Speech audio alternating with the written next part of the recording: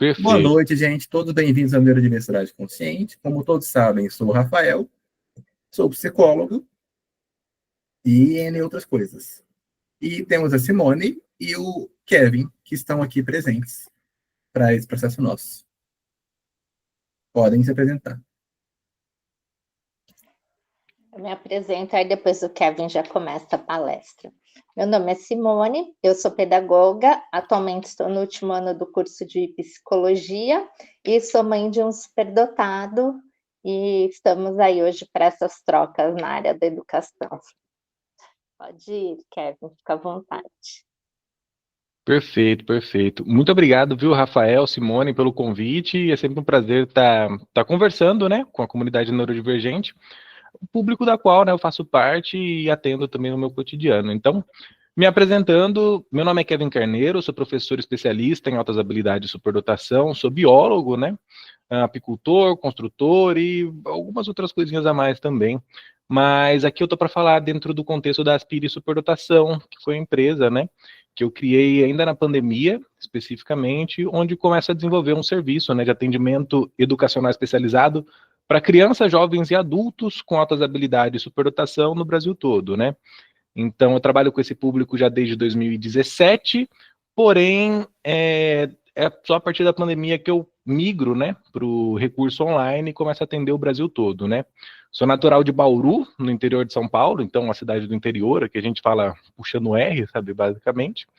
E, enfim, fundador da Aspire Superdotação, e estou aqui mais para falar com vocês sobre o contexto educacional, né? Como que a gente faz para trabalhar com essas crianças que são neurodivergentes, né? Esses jovens, o tipo de demanda que eu recebo também, como que a gente pode estar ajudando. Então, esse sou eu, muito prazer, tá? Estar conversando aqui com vocês, ao vivo e também na gravação, né? Para quem for assistir posteriormente, certo? Então, eu anotei alguns pontos que acho interessante da gente comentar. A gente até estava comentando um pouco sobre isso, né, conversando um pouco sobre isso antes de começar o encontro, mas tem a ver com as dificuldades, digamos assim, sabe, de ser uma pessoa neurodivergente.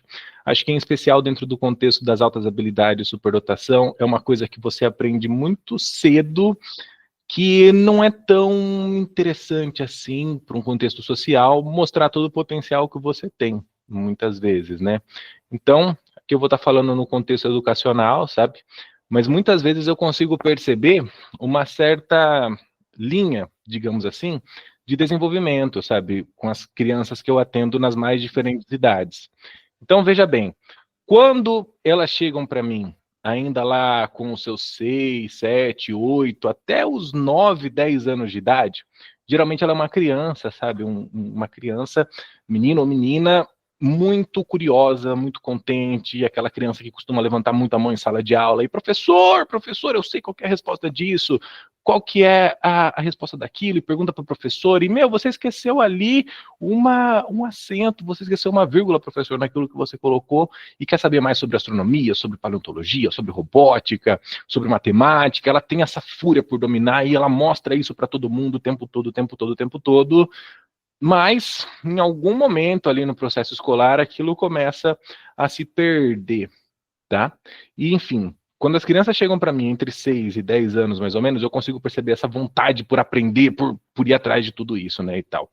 Quando elas chegam para mim já numa idade, vamos colocar ali entre os 11, sabe, e os 15 por aí, eu já começo a perceber um contexto bem inverso em relação ao que foi passado antes. Então elas estão cada vez mais retraídas, elas parecem não querer mostrar aquilo que elas sabem. Muitas vezes são crianças que o processo de desenvolvimento, tá, educacional, ele demora um pouco para começar a rodar, para começar a fluir, porque elas demoram para me mostrar aquilo que elas sabem, o que elas fazem de verdade, sabe, de fato. É como se elas perdessem a confiança e a vontade de aprender e de mostrar que elas têm um potencial a mais. Elas começam a ser um pouco cortadas, né, digamos assim. E quando elas chegam para mim na fase adulta, e aí é bem interessante a fase adulta, porque, olha, sendo bem honesto para vocês, as queixas dos adultos e a das crianças são as mesmas. Olha que interessante. O que muda é só o nome dos atores. Então você substitui, sabe? Meu professor, minha professora, por o meu chefe no trabalho, sabe, o meu colega, meu sócio, né? E você substitui a figura do meu pai, minha mãe, pelos meus filhos, minha esposa, meu marido, sabe, e tal. Então, mas no fim das contas, a conversa, sabe, e o planejamento que a gente faz, as queixas, costumam ser as mesmas nos dois âmbitos, tá? Seja na infância, seja na vida adulta, especificamente. E aí é interessante quando a gente pega para fazer uma leitura do porquê que isso acontece. E aqui é mais o meu ponto de vista do que e a minha experiência, né, de sala de aula e também, né, de atender esse público há bastante tempo, do que necessariamente algum super teórico que estudou e revolucionou tudo isso, né? Mas o que eu percebo cada vez mais? Aquela criança que lá entre os seus 6 e 10 anos levantava a mão, perguntava e queria saber disso, daquilo, disso, daquilo, em algum momento, dentro do processo escolar, o professor, a professora, alguém assim, chega e fala assim, Joãozinho, eu já entendi que você sabe esse assunto, Joãozinho, você já falou isso bastante, só que agora a gente tem que deixar a Mariazinha falar também, sabe? Então a gente vai deixar a Mariazinha falar, e ele entende, ele fala, não, ok, agora é hora da Mariazinha falar, e aí ele tenta mostrar mais alguma coisa, e tá bom, Joãozinho, a gente sabe que você entende, tal, tal, tal. Isso pode vir pelos professores, isso pode vir pelos colegas, tá, que estão ali em volta, mas aos poucos aquela criança ela começa a perceber que num contexto social mais amplo, mostrar que ela sabe mais, ou que ela é mais, costuma ser visto como um ato inadequado, um comportamento inadequado na maioria das vezes, né? E ela começa primeiro a ser cortada e depois a se cortar, a entender que é melhor ela ficar quietinha ali naquele contexto. Aliado a isso, nós também temos um cérebro na criança com altas habilidades que tem uma facilidade muito maior de processamento, de memorização. Então são crianças que muitas vezes, quando a professora falou sobre aquele assunto no primeiro momento, ela já decorou, já entendeu, às vezes ela já relembrou de um documentário, de um filme que ela assistiu há um ano atrás, sabe, falou, nossa, a relação é com isso, então é assim que a ecologia funciona, poxa, legal, interessante, né, e tal, só que a professora ou o professor, eles vão ter que repetir aquele assunto de novo, porque o restante da turma ainda não entendeu, sabe, eles sem um desenvolvimento típico, digamos assim, né? E aí depois ele vai ter que repetir de novo, e de novo, e de novo, e aí é a quarta aula seguida de história, sabe, que estão falando do primeiro reinado, e aquela criança já entendeu sobre aquilo, sabe, ela já decorou sobre aquilo, muitas vezes ela já leu o livro inteiro de história, sabe, basicamente, mas aquele mesmo assunto continua, então aquela criança que tinha uma fúria por dominar, né, uma alegria pelo não saber alguma coisa, agora se vê numa situação extremamente entediante, que eu comparo a quando a gente ficava, por exemplo, na fila do banco, sabe? Hoje a gente não fica mais na fila do banco, né? Papel é tudo online, mas é chato pra caramba, né? Tudo aquilo. Então vocês imaginam uma criança que tem que ficar, às vezes, né, 5, 6 horas, né, dentro da escola, isso se não for integral, né? Vendo as mesmas coisas que ela já entendeu, já aprendeu, sem nenhum tipo de adaptação, sem nenhum tipo de estímulo extra, e tendo toda aquela vontade de aprender e ela não consegue acessar aquilo, então gera muita frustração, né? Então, eu vejo como esses dois contextos, a falta de um ambiente enriquecido para quem tem uma habilidade acima da média dentro da escola, aliado aos próprios olhares, né, sociais para aquela criança que vão fazendo com que ela cada vez mais vá se fechando, né? Para que não mostre para o mundo quem ela é de verdade. Quando chega, então, na adolescência, né, dos 10 anos para cima, eu coloco, né, dessa forma, por uma própria questão, assim, de desenvolvimento biológico e tal, né, a opinião das outras pessoas começa a ficar ainda mais importante. Então, isso é potencializado cada vez mais, né? E aí eles começam a se fechar bastante. Não à toa, né? Muitas crianças com altas habilidades, né, começam a aprender tudo aquilo e em algum momento da vida, ou elas implodem ou elas explodem, tá? Digamos assim. Então, o implodir, que eu digo, ela tá com toda aquela carga, ela não aguenta mais as cobranças, ela se sente uma peça redonda em um mundo quadrado, né? Ela sente que não tem um lugar naquele mundo, começa a se fechar cada vez mais. Isso pode gerar questão de vícios, tá? Questão de depressão, questões relacionadas até a coisas mais agressivas, né? Com a própria vida e tudo mais. que eu chamo de implosão, ou uma explosão. Então é aquela criança que fica muito rebelde muito cedo e tal, e briga com todo mundo, e ela nunca fala nada, ela nunca reclama, mas quando chega na hora de reclamar é aquela intensidade gigantesca, sabe, muito forte, porque ela tá com muita coisa carregada, todos aqueles pensamentos acelerados, né, aquela forma de pensar e de agir e de ser, que é mais intensa, tá presa aqui dentro, né, e ela precisa ir para algum lugar. Mas ela não tem para onde fluir. Porque quando ela tenta fluir, o mundo corta, especificamente, tá? Então, como que a gente pode evitar isso, né, dentro da nossa prática educacional? Aqui é no contexto pedagógico. E é bem interessante falar sobre isso também, tá? Porque os atendimentos que a gente realiza na Aspire, tá? São todos atendimentos pedagógicos, especificamente. São todos atendimentos que podem ser realizados em qualquer escola do Brasil, em qualquer escola do país. Tá? E eles não têm caráter de terapia, tá? De terapêutico, eles não são terapêuticos, não são terapia, perdão, né, especificamente. Mas eles têm essa potencialidade de conseguir dar vazão para esses pensamentos que a criança tem acumulado. E por oportunizar um ambiente em que ela se sente valorizada, em que ela sente que ela pode ir além do que é colocado para ela, né, por cunho próprio, e vai adquirindo essa confiança e essa habilidade, né, da vazão para esses pensamentos, são relatados, tá, para a Aspire também, muitas melhoras no comportamento dessas crianças, sabe, no entendimento delas, no amadurecimento, tá? Principalmente ligado a isso, que não é uma terapia, mas se torna terapêutico de certa forma. Só que é só um atendimento pedagógico, diga-se de passagem, que deveria ser feito em todas as escolas, mas no Brasil, infelizmente, não é, tá? Então agora eu vou começar a falar um pouco mais sobre como atender de forma prática, tá? Essas crianças dentro do contexto educacional, ou se você for pai, mãe, né? Como oferecer um ambiente mais enriquecido também para essas crianças, certo? Então, o que a gente realiza, tá? Na Aspire, nós nos baseamos, né, no modelo de enriquecimento do professor Joseph Renzulli, tá? O modelo de enriquecimento curricular que ele desenvolve. O Renzulli não é o único referencial para altas habilidades e superdotação, mas talvez ele seja o mais completo quando a gente fala de criar um apoio, um ambiente enriquecido para essas crianças, né, para trazer esse desenvolvimento específico, né? E ele é baseado em algumas etapas que aqui na Aspire a gente adaptou para o contexto brasileiro, né, para o contexto online e tal, né? Mas basicamente ele vai consistir, posso colocar aqui, dividir em 4 etapas, vai, talvez uma quinta no final eu lhes digo. Mas, basicamente, inicia-se com um mapeamento daquela criança, né?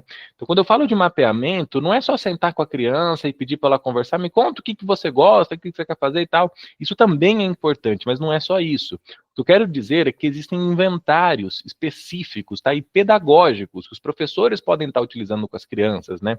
O Minhas Digitais do Aprendizado, né? A gente tem os questionários de estilos de aprendizagem, né? Da Ronei Alonso, por exemplo, né? São vários inventários específicos que podem ser utilizados a fim de mapear 3 coisas naquelas crianças que estão sendo atendidas: as áreas de interesse, os estilos de expressão e os estilos de aprendizagem. Quando eu digo áreas de interesse, é bem importante a gente relembrar, tá, para o público geral, que a criança com altas habilidades, ela não é boa em tudo, e que ela tem todo o direito de não ser boa em tudo, especificamente. Então, aqui mesmo, eu tenho crianças que são espetaculares quando o assunto é desenho, sabe, especificamente. Desenhar, ilustrar, faz animações, fazem pinturas e tal. Mas se eu for julgar elas pela habilidade de matemática, por exemplo, né, na hora de fazer um teste ou algo do tipo, o pensamento lógico matemático, linguístico e tal, talvez elas fiquem na média. Talvez elas fiquem até abaixo da média comparado para a idade.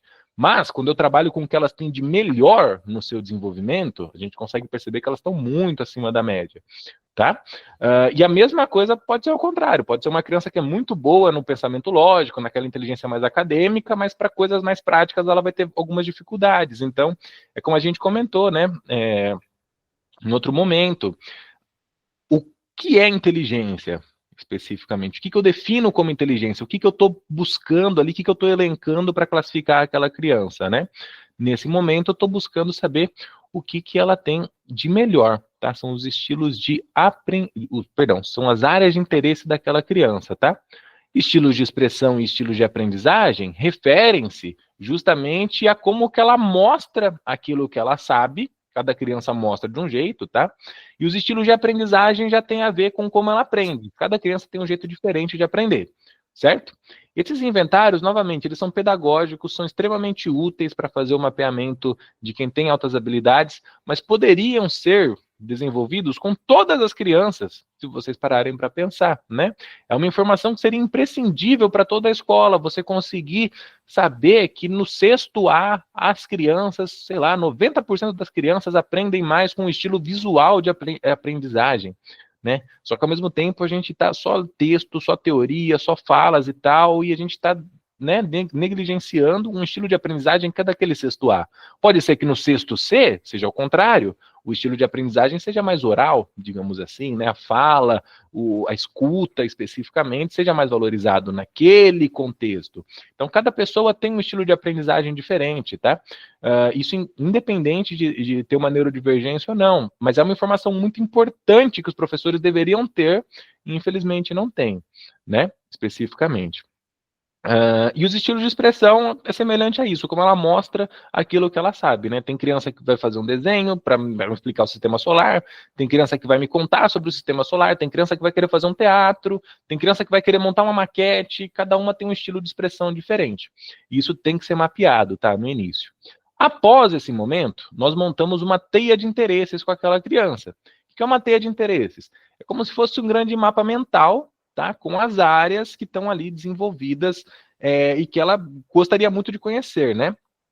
Interessante notar que quando a gente fala das altas habilidades, geralmente a teia de interesses nunca é uma coisa tipo, eu gosto de animais, gosto de baleias, e aqui acabou o fiozinho, sabe, do mapa mental.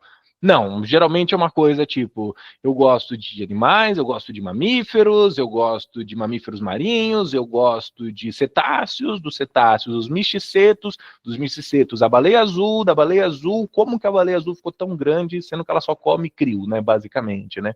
E aí depois vem, por que o crio é tão importante, sabe? O que acontece se o crio sumir? Então, são várias perguntas que vão surgindo ali e tal, para várias áreas diferentes. Não raro, são crianças que têm interesses muito diversos, tá?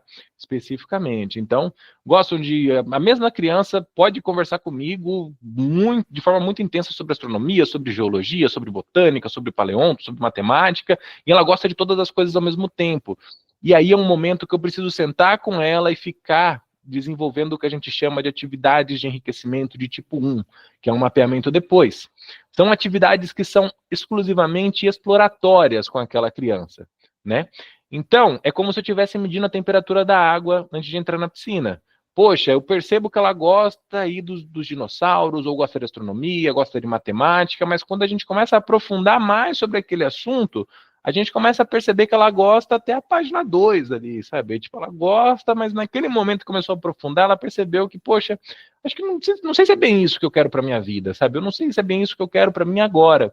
Então é um momento que a gente pode olhar, sabe? Eu e ela, a gente decide qual ramo da teia de interesses estudar, tá? E explorar. E aí, se aquilo não for tão interessante, a gente dá um passinho para trás, abre a teia de novo, qual lugar que nós vamos explorar especificamente, né? E aí, só que em algum momento, os olhinhos daquela criança vão brilhar, especificamente. Isso é muito legal de ver mesmo, sabe? Porque em alguma proposição de tipo 1, isso sempre acontece, tá? Especificamente. E quando os olhinhos dela brilham, eu percebo que, opa, essa é a veia que eu tenho que explorar, é aqui que eu preciso desenvolver, tá? Especificamente. Quando nós começamos a desenvolver as atividades de enriquecimento tipo 2, aí sim vai ser avaliado, né, vai ser desenvolvido o aprofundamento dentro daquela área de interesse, ou, especificamente, o aprofundamento dentro de alguma área que seja importante para a gente chegar no tipo 3.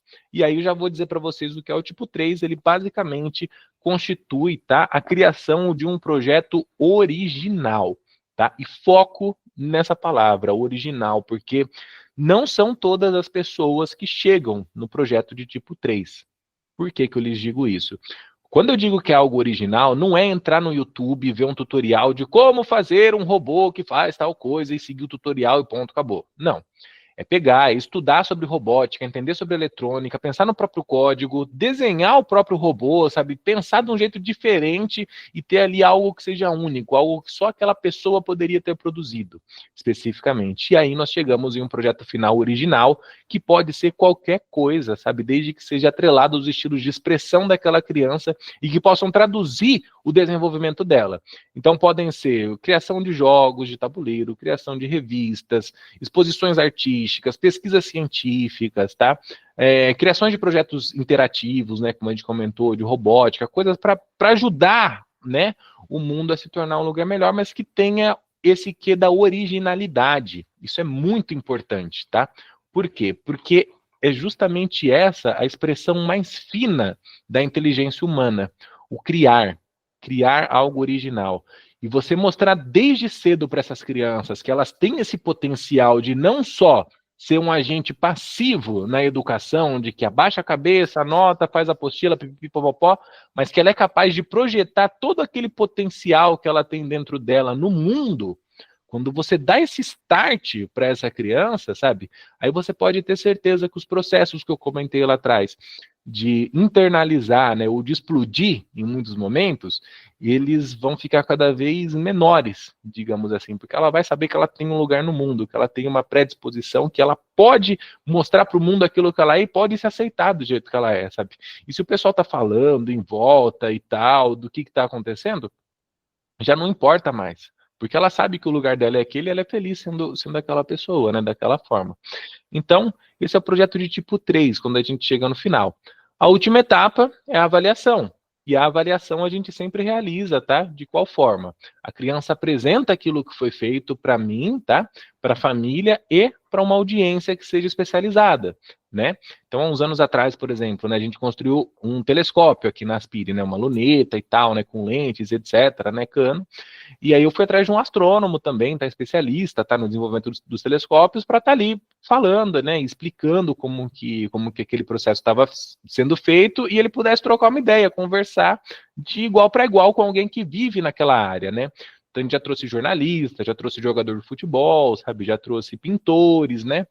Especialistas, biólogos, né? Matemáticos, né? Advogado, médico. A gente já trouxe aqui para fazer esse último contato, essa última conversa, até porque a criança pode estar descobrindo ali uma vocação para a vida dela, né? Especificamente. São situações que a gente percebe, tá?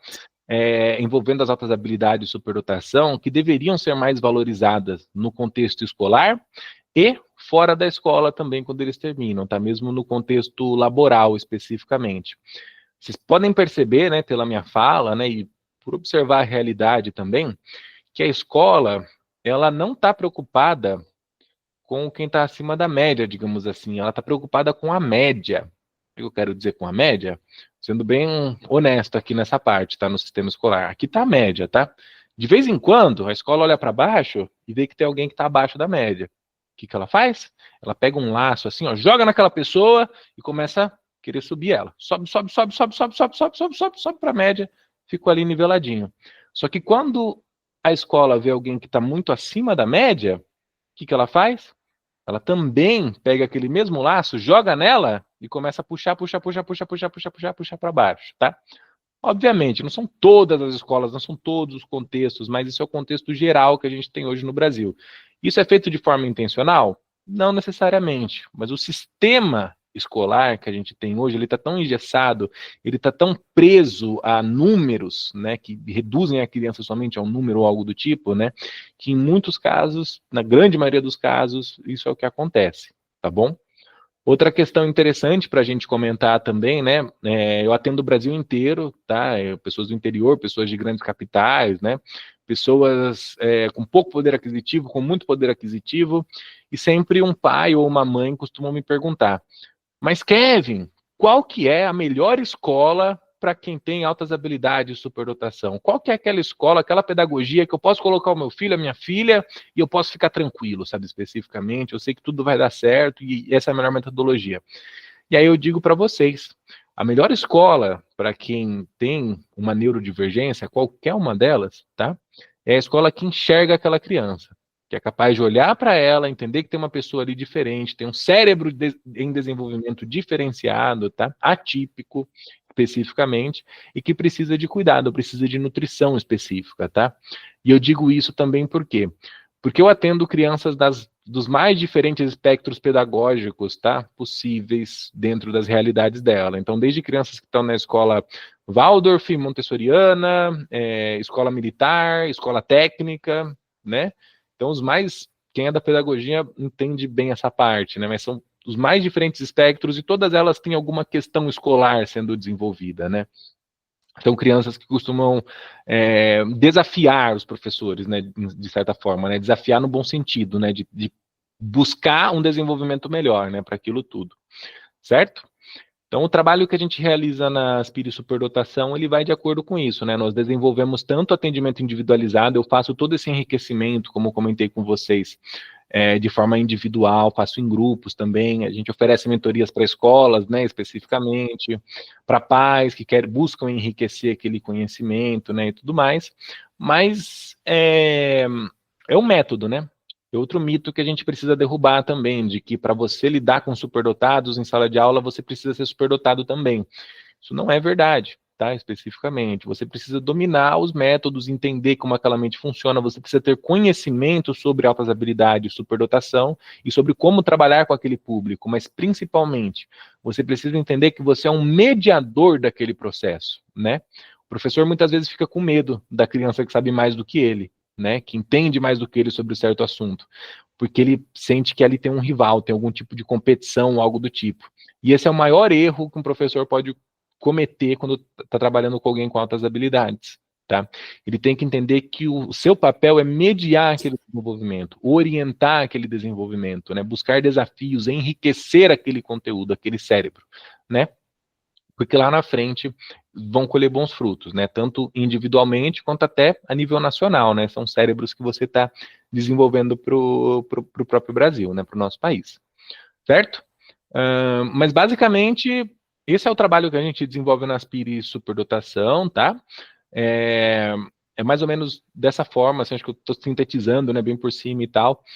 Como que eu enxergo, né, o paradigma hoje, né, da educação no Brasil relacionado às altas habilidades, superdotação, que por mais que esteja mais visível agora, né, ele ainda, dentro das neurodivergências no geral, né, vou até mais além, dentro das pessoas elegíveis ao serviço de educação especial, ainda é a que, poxa, no contexto escolar, ainda é a que menos é atendida. Porque tem o estereótipo de que, poxa, se é superdotado já é bom em tudo, então não preciso fazer nada, sabe, e tal.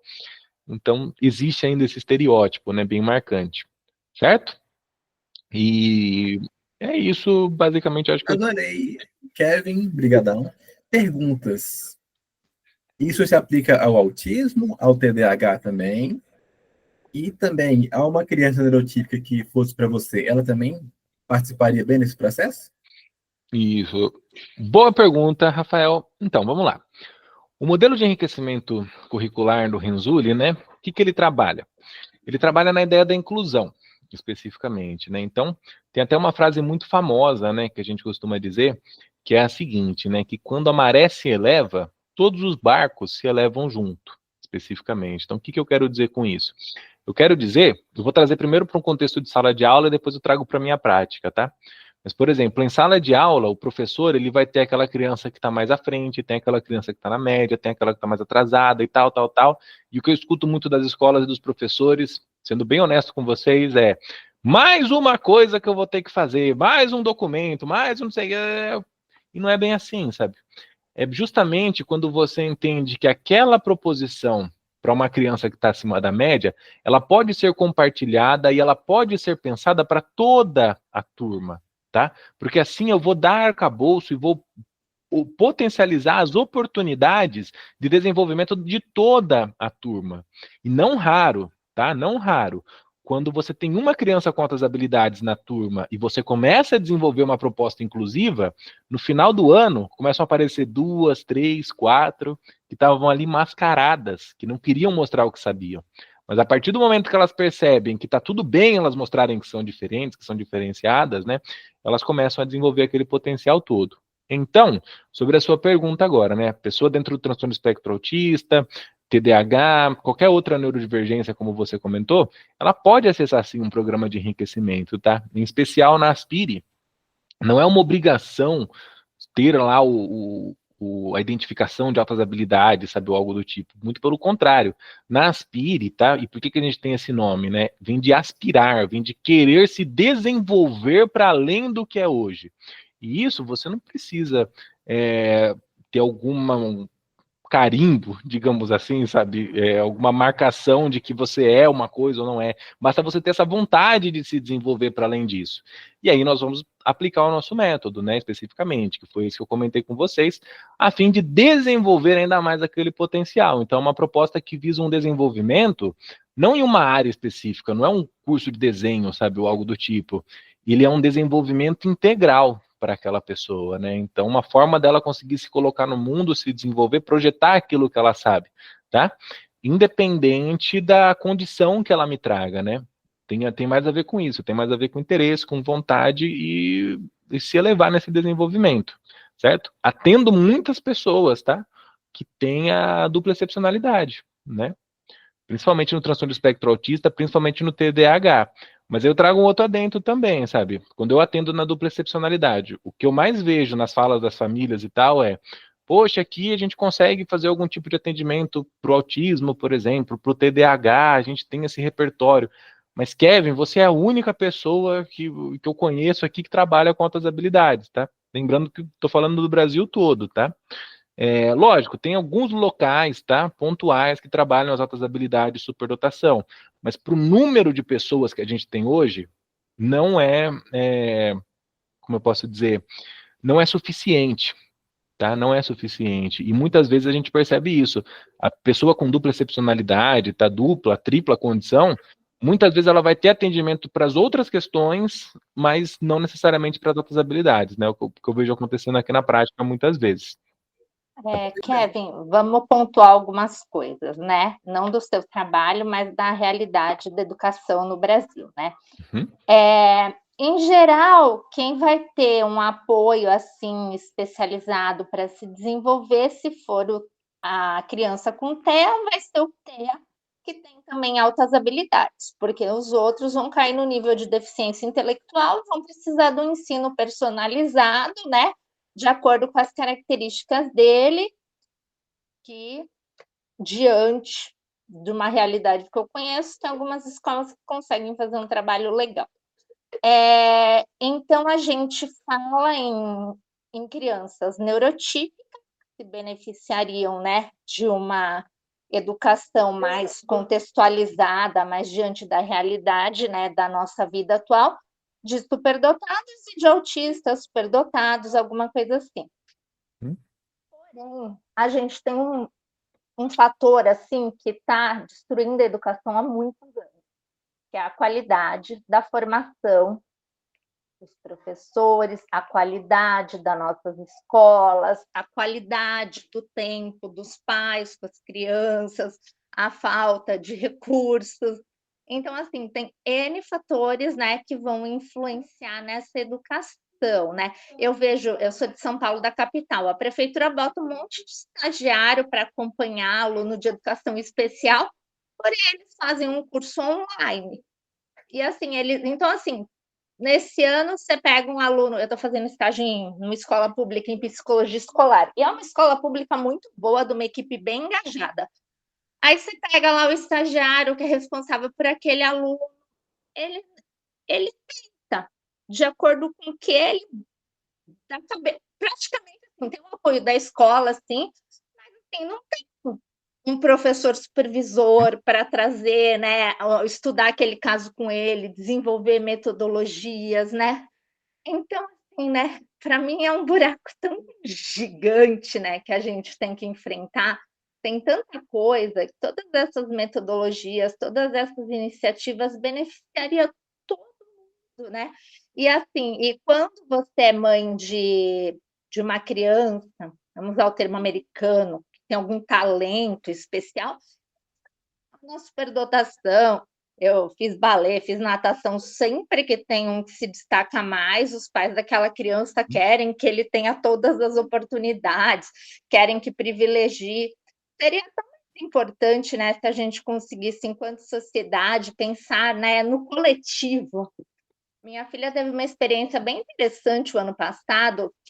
A sala da minha filha, eu acho que é uma galerinha assim, eles são muito amigos, eles são muito unidos, eles conversam muito, e aí a última coisa que eles se interessam é meio pelo conteúdo, porque eu acho que eles pegam muito rápido. A escola vê eles como uma sala problema. Aí a professora do ano passado, ela começou a botar eles de monitor. Então, acabava a lição, dava uma conferida com ela se estava certo, ia passando pelas carteiras, vendo se alguém precisava de ajuda. E aí eles foram se sentindo importantes, foram fluindo, né? Aí o meu filho, ele adora ensinar matemática para os amigos, e eu vejo, assim, né, que ocupar esse espaço, né, da criança como protagonista, né, vai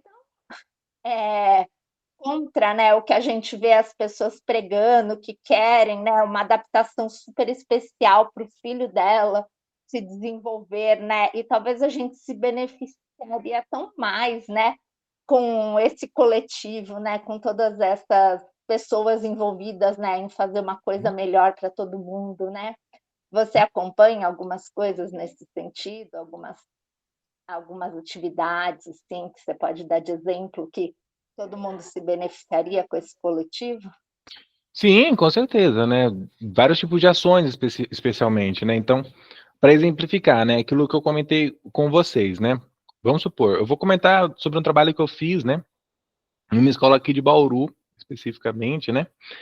Ainda quando eu estava na graduação, então foi um trabalho bem quando eu estava bem no início, né, e tal, mas eu acho que vai dar para ter uma noção mais ou menos do que eu estava dizendo antes. Então, por exemplo, né?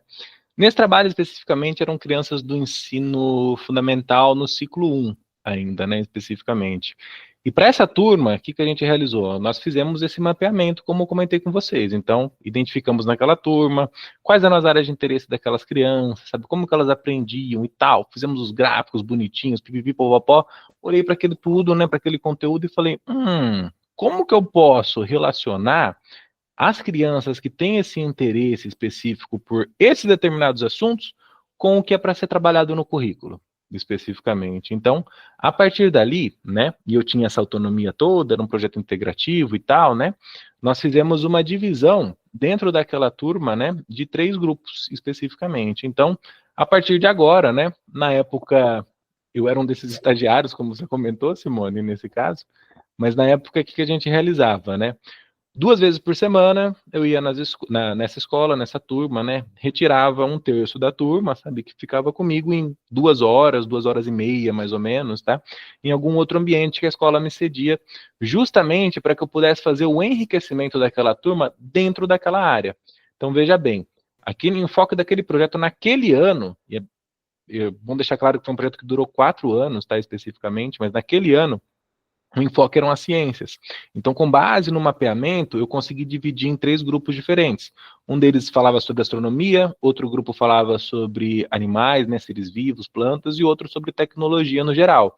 Então, ao longo de um ano todo, nós fomos desenvolvendo atividades para enriquecer com base no currículo. Só que quando eu digo enriquecer com base no currículo, é importante a gente deixar claro esse ponto, né, do que é enriquecimento e do que não é enriquecimento, tá?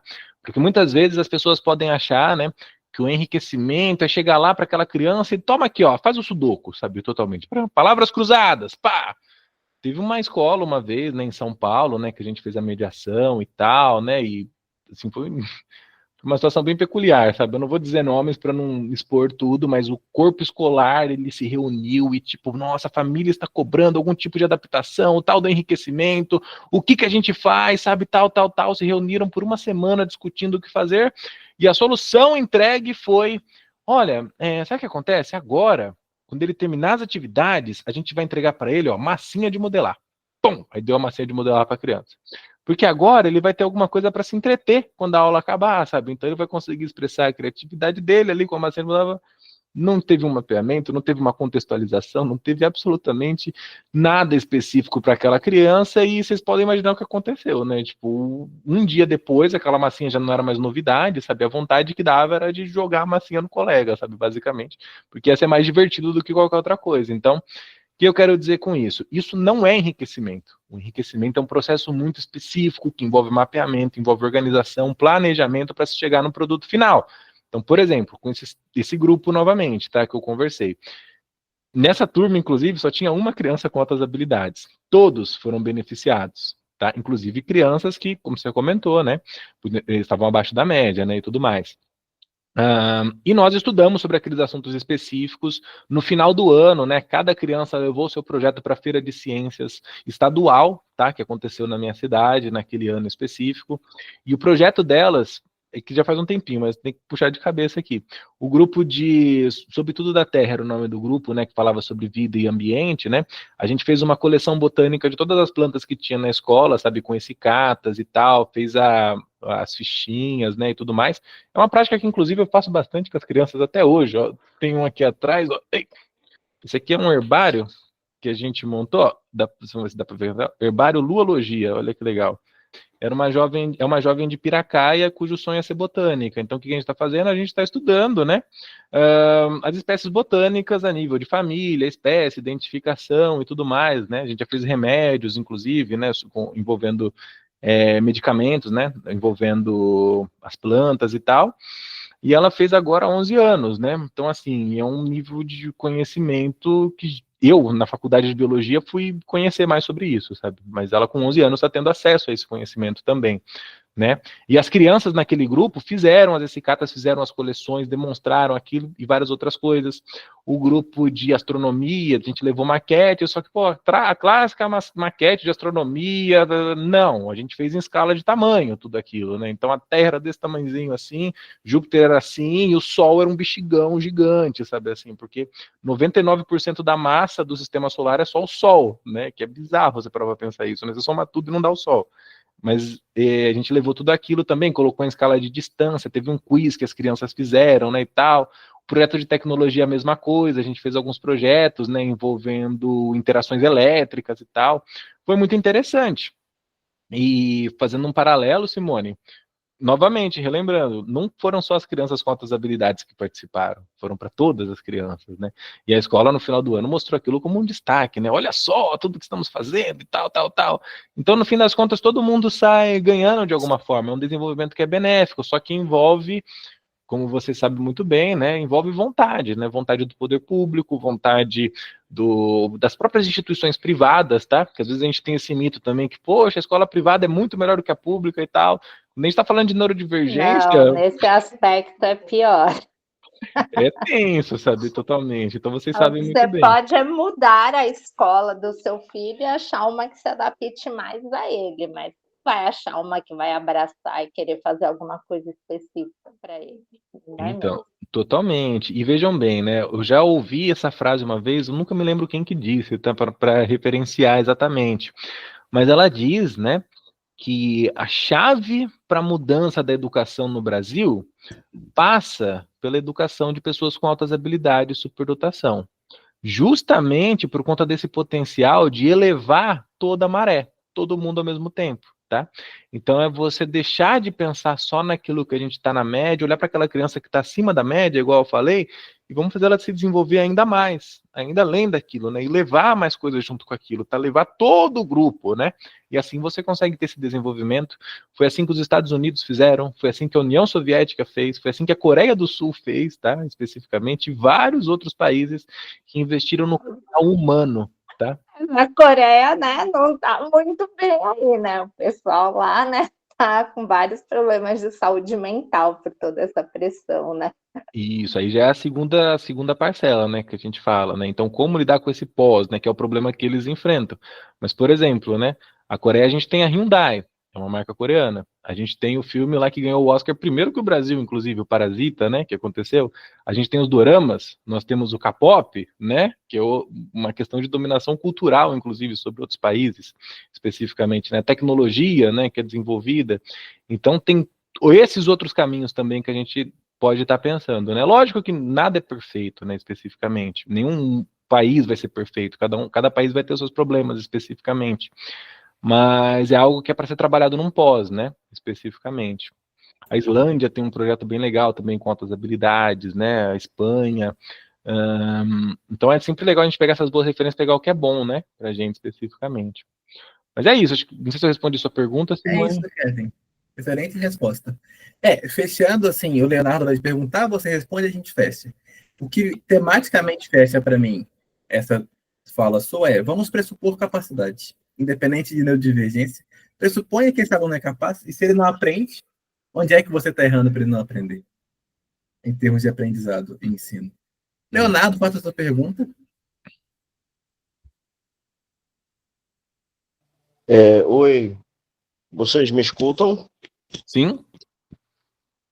Então, eu fiquei pensando assim de que o que é que seria interessante para uma pessoa com altas habilidades receber, digamos assim, como proposta pedagógica dentro de uma escola ou universidade. E assim, as minhas experiências sempre foram muito alternativas, né? Eu estudei em escolas que não eram públicas, nunca estudei em escola pública, sempre estudei em escola de classe média alta e tal. E, na verdade, eu, como qualquer outra pessoa superdotada, eu achava que meus professores não eram nada demais, né?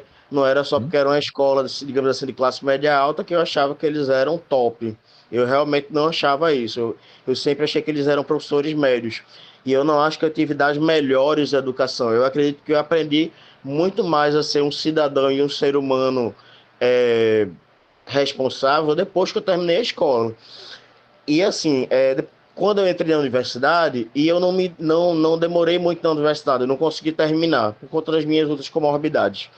E aí, o que eu tive para mim na época da escola, que eu conseguia mais absorver conhecimento, era eu assistia às aulas, lia os livros, mas eu também tinha acesso à internet, tinha acesso à revista, tinha acesso à enciclopédia, tinha acesso a livros, inclusive científicos, ia em biblioteca pública, ia na biblioteca da escola. Então, assim, eu pegava informação de todos os lugares. E isso na escola. E aí, na universidade, aí já foi um pouco diferente, porque assim, quanto mais a gente vai ficando velho, eu tenho autismo, né?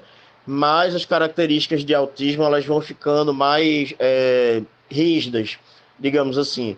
Então eu acabei desenvolvendo muitos interesses especiais e restritos, e isso faz com que eu tenha dificuldade de acompanhar todas as disciplinas de universidade, considerando que elas são de assuntos que eu não tenho interesse especial e restrito.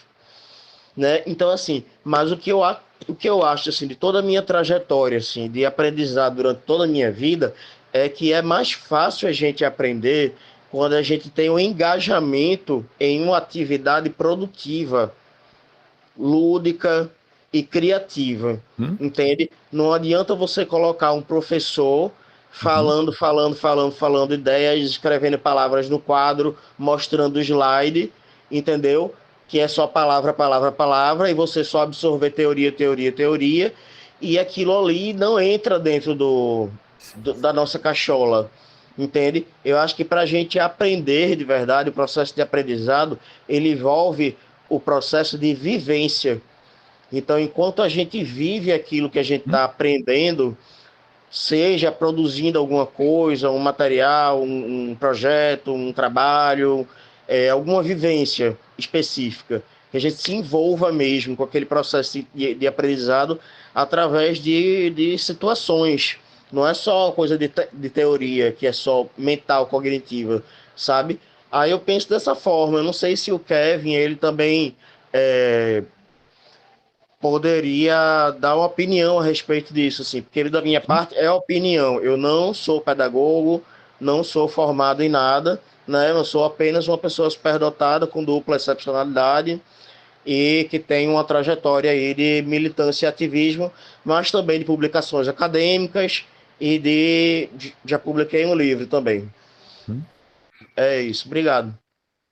Perfeito, Leonardo. Brilhante sua fala, viu? Achei muito interessante o seu pensamento. E, de fato, sabe, eu concordo com boa parte do que você comentou. Para mim também, sabe, o aprendizado, ele faz muito mais sentido quando eu estou engajado, estou principalmente produzindo alguma coisa específica, sabe? Mas é interessante a gente pensar também num contexto mais amplo, sabe, das outras habilidades também, é legal trazer isso. Ah, e primeiro, antes que eu me esqueça, né, o que você comentou, Leonardo, é o famoso autodidatismo. Então, assim, é muito comum mesmo no público que eu atendo, tá? Tem uma criança que eu atendo também, que esses dias a gente estava fazendo uma prática, né, que era de estudo de bandeiras e tal, e tipo, nunca é uma coisa tipo, pô, qual que é a bandeira da Suécia, sabe? Não, nunca é uma coisa assim. Então, o que a gente estava fazendo? A gente tinha que encontrar entre várias, assim, a bandeira da capital da Mauritânia, sabe, especificamente, que eu nem lembro agora qual que é a capital da Mauritânia, mas na época lá eu estudei e a gente fez e tinha várias bandeiras de capitais, sabe? Não era bandeira dos países, das capitais de vários países do mundo, e era uma coisa meio por dedução, sabe? Você tinha que lembrar da bandeira da Mauritânia, aí você olhava para as bandeiras, via qual que tinha cor parecida, os mesmos símbolos e tal, era para trabalhar essa questão lógica, dedução e tal, né? E também o repertório, né? Conhecer coisas diferentes. E aí, de repente, aquela criança olhou para mim e falou assim: bom, a número 2 com certeza não é, né? Eu parei, eu falei, mas por que ele acha que com certeza não é número 2? Eu perguntei para ele, vou criar um nome aqui, tá? Paulo, por que você acha que não era o número 2 que tá ali, sabe? É, porque tá escrito, aquela ali é do Quirguistão. E eu parei e falei, Quirguistão? Mas, ó, Paulo, como é que você sabe que aquela ali é do Quirguistão? Porque tá escrito, olha lá, ó. E aí eu fui olhar bem, assim, e na bandeira tinha escrito em cirílico, sabe? E aí ele leu para mim em cirílico, República de não sei o que, Quirguistão.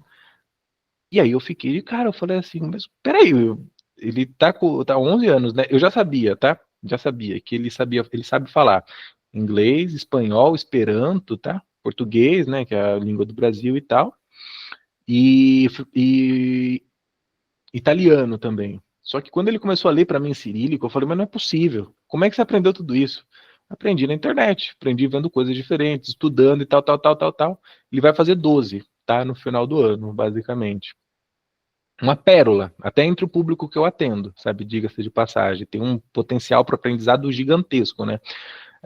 Mas tem muito a ver com o autodidatismo, tá? O que você comentou. Agora, quando a gente está engajado, quando a gente está envolvido, com certeza é mais gostoso, tá? Tem essa criação. Porém, é bem importante eu trazer esse adendo, Leonardo, que quando a gente está falando no contexto mais amplo, existem crianças também, ao mesmo tempo, que se beneficiam do contexto acadêmico clássico que a gente conhece, tá? Então, o que eu quero dizer com isso? Se beneficiam, tá? Nesse sentido. Nas altas habilidades de superdotação, quando a gente está falando do contexto pedagógico de atendimento, a gente costuma dividir, e é uma divisão estritamente pedagógica, tá bom? Entre acadêmico e produtivo criativo. Isso não quer dizer que um cérebro é só acadêmico ou só produtivo criativo. Todo mundo são as duas coisas, tá? Mas tem algumas pessoas que são muito mais para esse lado de memorizar, de decorar, de entender aquele assunto e tal, e talvez tenha até uma dificuldade em expressar, em desenvolver de outro jeito, e isso a gente costuma dizer que elas são mais acadêmicas, tá? Não quer dizer que elas só são acadêmicas, elas são mais acadêmicas.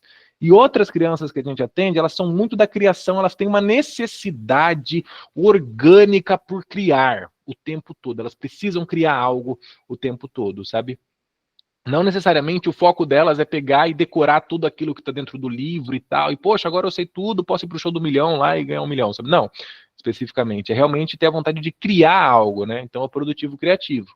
Então, Leonardo, da mesma forma que eu entendo que boa parte das pessoas engajadas, desenvolvidas dentro do produtivo criativo, elas vão aprender mais e vão se beneficiar mais, existe também uma parcela dessa superdotação mais clássica, digamos assim, sabe? Vou colocar entre várias aspas, mas que é mais voltada para essa questão do, poxa, eu realmente gosto de resolver exercícios matemáticos o tempo todo e não gosto de pensar muito sobre como que eu vou ter que aplicar tudo aquilo. Ele é mais acadêmico, ele costuma tirar ótimas notas, tá?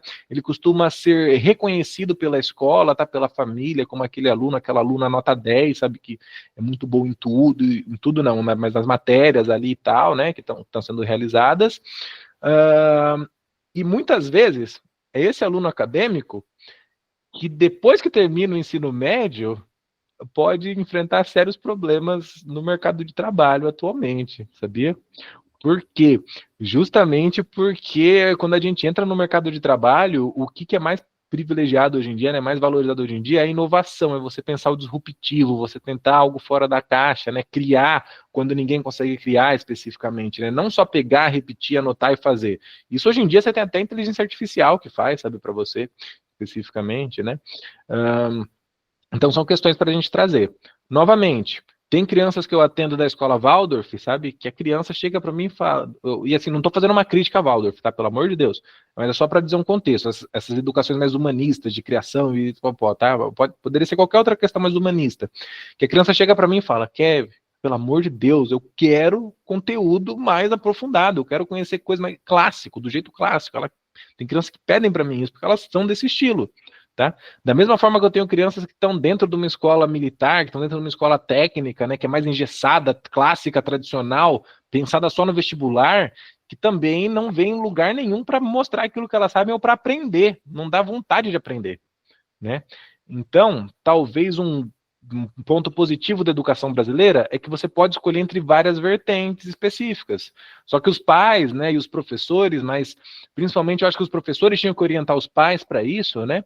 Para que eles entendam qual que é o estilo de aprendizagem e de expressão do seu filho, para saber qual metodologia pedagógica pode fazer mais sentido para aquela família. Então, mas isso é uma realidade da escola particular e que acaba indo até fundo de né? Porque depois é Enem. Enquanto a gente não acabar com o Enem, não tem como mexer no ensino conteudista. O fim da nossa educação é o Enem. Diz que o Enem está, inclusive, ele não está cumprindo os propósitos dele, né? Ele está ficando tão difícil que o que era para melhorar o acesso ao ensino superior agora está enriquecendo, né? Cursinhos, escolas voltadas para o Enem. Exatamente, exatamente. E aí chega aquela criança, né, e tal, que, poxa, aquele adolescente, aquele jovem, que, nossa, eu vou fazer medicina e tudo mais, tal, tal, tal. E você chega para ele e fala, nossa, ok, mas se todo mundo ganhasse o mesmo salário, sabe? Ou se a gente não precisasse de salário para viver, o que que você faria, sabe? Ah, não, aí eu ia ser músico, sabe? Totalmente. Então, gera toda essa questão, né, dentro da sociedade que está sendo colocada. Por isso que eu digo, né, infelizmente, a sociedade que a gente vive é essa, a gente vive nesse absurdo. E como lidar com esse absurdo? Essa é a preocupação no desenvolvimento integral que eu falo, tá muito próximo das famílias, tá orientar, tutelar, tá ser mesmo assim um mediador desse processo, né, de desenvolvimento. E é isso.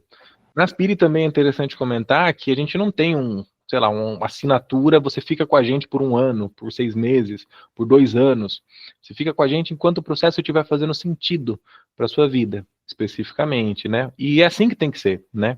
É muito mais voltado para algo como a educação que, sei lá, dos gregos antigos, sabe, do Aristóteles, que tinha um mentor, um tutor e tal, do que para essa educação boca-nuca, digamos assim, sabe? Tipo, uma enfileirado, um atrás do outro, é algo muito mais pessoal, né? De tutoria, de mentoria. Certo? Obrigado, Kevin. Excelente. Foi um prazer te ver por aqui.